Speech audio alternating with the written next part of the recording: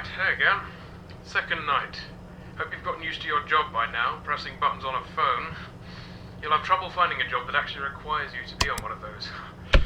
Anyway, I expect efficient use of that phone, Kip.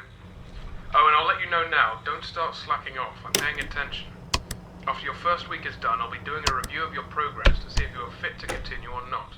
If you do your job especially well, I might even give you a bonus. But I guess there isn't even that much for you to do.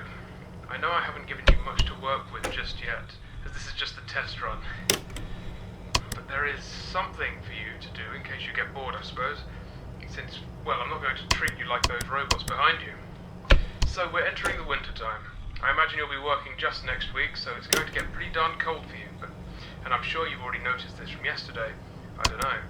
I have given you access to the ventilation system, which means you should be able to turn on the heating grids once in a while to warm up the place.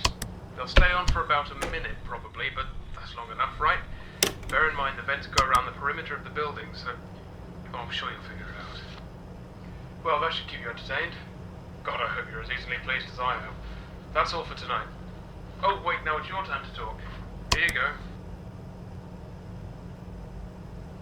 Ah, yes, it does look kind of weird, doesn't it? Well, as with all of the other systems in the building, I designed those heaters myself. They're just very thick laser beams going from one face of the vent to the other. You should be able to see a square rim around the vent sections with a light that switches between red and green.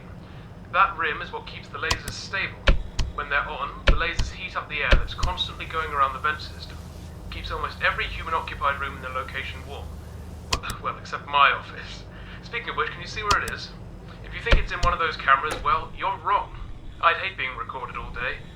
You can guess how much work I do in there, and being on camera would only interrupt that. I think it's the only room that isn't surveyed. Oh, and the bathrooms aren't either, of course.